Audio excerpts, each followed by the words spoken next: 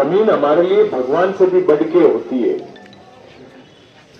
ये बड़े ओहदों पे विराजमान लोग ये भूल जाते हैं कि इसी जमीन से जो अनाज पैदा होता है उससे उनकी पीढ़ियों का, उनके बच्चों का, सब लोगों का जीवन चलता है, दाना पानी यहीं से मिलता है।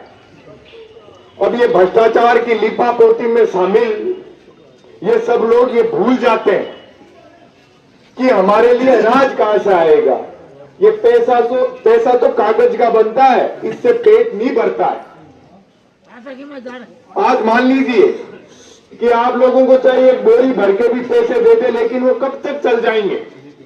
लेकिन इस जमीन से अपने कई पीढ़ियां अपना पेट पालती हुई आ रही है और पूरे देश का पेट पाल रही है।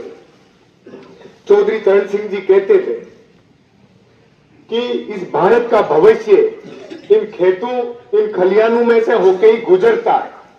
यदि इन खेतों का ही खात्मा कर दिया जाएगा तो हम लोगों का कोई जीने का अस्तित्व नहीं है, हमारा जमीर मर जाएगा। मैं तो हमेशा किसान और मजदूर वर्ग के इस पक्ष में रहता हूं कि और कुछ रहे कि नहीं रहे, लेकिन ये हमारी जमीन जायदाद हमेशा रहनी चाहिए। हम लोग कितने दुख दर्दों में अपना जीवन बिता लेते हैं, लेकिन इन जमीनों का सौदा नहीं करते, क्योंकि जो हमारी आने वाली पीढ़ी है उनको क्या मुंह दिखाएंगे कि हमारे मां बाप हमारे लिए क्या छोड़ के गए। तो साथियों, आप लोगों में खूब ऊर्जा और जोश है।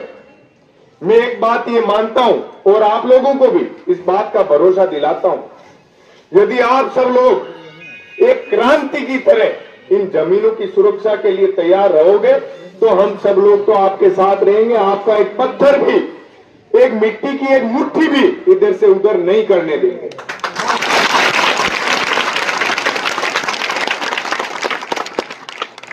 साथियों, आज हम सब लोगों को हमारी इस विरासत को, इस धरोहर को बचाने के लिए, हमारे पूर्वजों ने तो इस देश की आजादी के लिए खून की नदियां बहाई थी। हम लोग थोड़ा बहुत पसीना भी बहाएंगे तो किसी के पास इतनी ताकत नहीं है कि वो हम लोगों को झुका के हमारी जमीन के ऊपर कब्जा कर ले। मैं आज आपको ये बात कह के जा रहा हूं, आप लोग पूरी ताकत और मजबूती के साथ लड़ना। मैं तो आपका बेटा, आपका भाई हूं। जब आप लोग याद करोगे और आपके ऊपर कोई आंच आएगी तो मैं हमेशा टकराने के लिए, चाहे सामने कोई भी हो, मैं तैयार रहूंगा।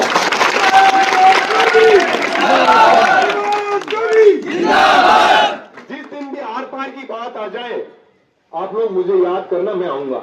आप लोगों की लड़ाई लड़ने के लिए मैं आप लोगों के साथ कंधे से कंधा मिला के जो भी सामने रहेगा उससे टकराने के लिए मैं तैयार हूं। मेरे साथी तैयार है। आप लोग चाहो यहां से काम नहीं बने तो राजस्थान की राजधानी में आ जाना, वहां मैं पूरी सेना के साथ आप लोगों को तैयार मिलूंगा।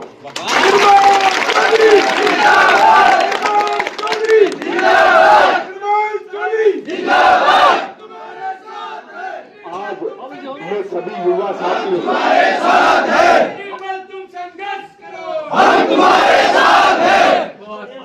आज सभी मेरे युवा साथियों से मेरी अपील रहेगी कि हमारे पूर्वजों ने कम पढ़ाई लिखाई करी, इसलिए उन्होंने सैकड़ों संघर्ष देखे और उन लोगों को कई बार दबाया गया भी कि उन लोगों को कानून की, अपने अधिकारों की, अपने हकों के बारे में जानकारी नहीं।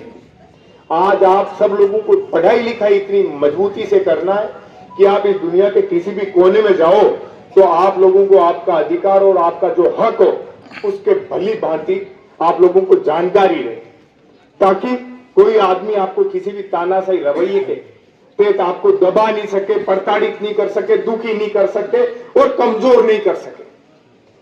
पढ़ाई लिखाई के साथ साथियों कभी समझौता मत करना, क्योंकि हर आदमी ने अपने जीवन में इतना संघर्ष किया। ग्रामीण परिवेश के लोग हैं। आज देश के अंदर, लोकतंत्र के अंदर प्रधानमंत्री का चुनाव आप लोग करते हो, इस देश का भगवान आप लोग हो। यदि आप वोट डालते टाइम ये बात याद कर लोगे कि हमारे जब दुख दर्द आते हैं उस समय कौन हमारी मदद करने के लिए आता है, या हमें और झंझटों के अंदर हमारे सपनों के साथ, हमारी आने वाली पीढ़ियों के साथ जो कुठाराघात करता है, उसको तो हम कहीं वोट डालने नहीं जा रहे। मैं नहीं कहता आपको इसको वोट दो, इसको ये करो। आप लोग लीडर पैदा करो। जब तक अपने बीच के लोगों में से लीडर नहीं होंगे, क्योंकि कोई एक व्यक्ति इस देश का भविष्य नहीं बदल सकता, प्रत्येक व्यक्ति के कंधों पे ये जिम्मेदारी है। इस भारत का भविष्य तभी सुधारा जा सकता है या सुनहरा होगा जब हर गांव में से, प्रत्येक घर में से लीडरशिप निकलेगी, जिनको नेतृत्व करने की क्षमता मजबूती से आएगी, आगे बढ़ने की ताकत होगी। जहां आवश्यकता पड़ेगी, जहां कमजोर पड़ोगे, हम लोग तैयार करें। जहां जिस भी मोड़ पे आप लोगों को कहीं लगे कि हमारे साथ कोई अन्याय और कुठाराघात हो रहा है, तो मैं आप लोगों के साथ हमेशा मजबूती से खड़ा रहूंगा। मैं आज राजस्थान की राजधानी से आपके माउंट आबू में या सिरोही में इसलिए आया था, एक अलग जगाने के लिए, एक जागृति पैदा करने के लिए कि अरावली को खोद दिया जाएगा तो सब कुछ अपना नष्ट हो जाएगा। इसके खिलाफ अपनी लड़ाई को लड़ना, अपनी आवाज को बुलंद करना अपना जन्मसिद्ध अधिकार है, क्योंकि इस अरावली ने हमारी जमीनों को बंजर होने से बचाया है। इस अरावली ने हमें, हमारी जो खेती है, इस अरावली के भरोसे मानसून सही समय पे आता है और हम अच्छी फसल ले पाते हैं। ये फसल हमारे लिए, हमारी आने वाली पीढ़ियों का भविष्य। अच्छी फसल होगी तो एक किसान का बेटा अच्छी स्कूल में जाके अच्छी शिक्षा प्राप्त करेगा, वरना उनका जीवन वैसे ही दुख दर्दों के अंदर बीत जाएगा जैसे उनके माता पिता का जीवन बीता। मैं तो कहता हूं आप लोग खेती बाड़ी भी करो तो तकनीकी के साथ करो कि कैसे कम मेहनत में ज्यादा फल आप लोग हासिल कर पाओ, फसल हासिल कर पाओ। इस अरावली की जो लड़ाई हमारी है, ये हमने कुछ दिनों के लिए स्थगित करा। सरकार ने पूर्णतया माइनिंग पर, इनके पट्टों पर बैन किया। जिस दिन ये वापस खोला और इस अरावली के साथ कोई भी धोखेबाजी हुई, हम लोग वापस इसी ताकत के साथ लड़ने के लिए आएंगे। आप लोग बस आशीर्वाद हमारे ऊपर रखना। हम लोग आपका एक बाल भी, आपकी इज्जत का, आपकी अरावली का नीचा नहीं होने देंगे। रही बात आपकी जमीनों की, आप लोग जिस तरीके से आज जिस ऊर्जा के साथ जुटे हुए हो, हमेशा इसी तरीके से जुटे हुए रहोगे और एक एक कदम आपका और आगे बढ़ता जाएगा। ये नहीं कि आप 3 महीने से, 30 दिनों से, 6 महीने से एक ही जगह बैठे बैठे आंदोलन कर रहे हो। हर आंदोलन का एक नियम होता है कि हर रोज वो आंदोलन एक अगली सीढ़ी पे कैसे चढ़ेगा, ताकि प्रशासन और वहां जयपुर और दिल्ली में जो लोग सत्ता में बैठे हुए, उन लोगों को समझ में आने की आज सख्त आवश्यकता है कि जनता के विरुद्ध में, जनता के विपक्ष में यदि कोई वो फैसला करेंगे तो वो काला कानून साबित होगा और उनको वापस लेना पड़ेगा। जिस तरीके से किसानों के खिलाफ काले कानून लाए गए थे, वो काले फरमान थे, आप देखिए किस तरीके से उस टाइम देश के अंदर जगह जगह किसानों ने लड़ाई लड़ी।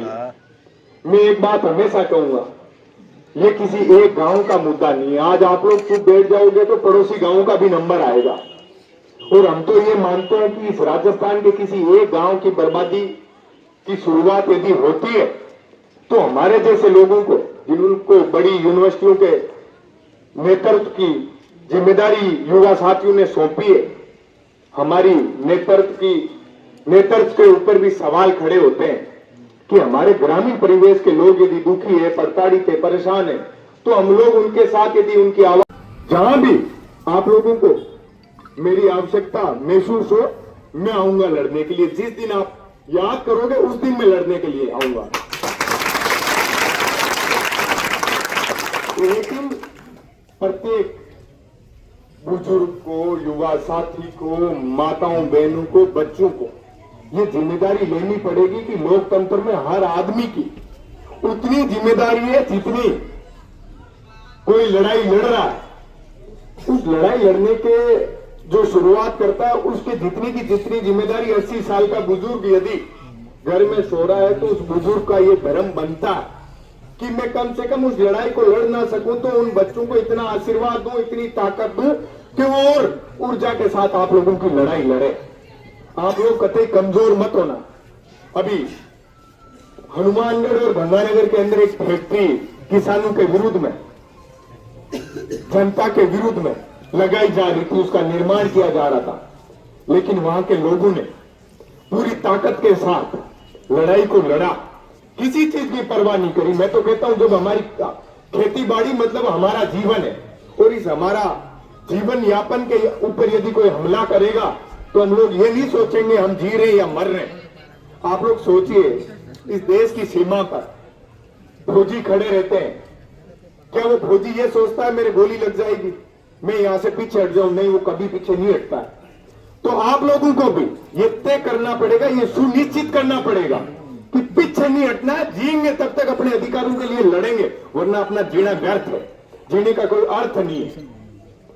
तो मैं आप लोगों को शुभकामना दूंगा। और जिस दिन मैं एक बात आप लोगों को और बता के जा रहा हूं, जिस दिन लाठी डंडे और गोली की बारी आए उस दिन हमें आगे कर देना, बुला के जिम्मेदारी दे देना।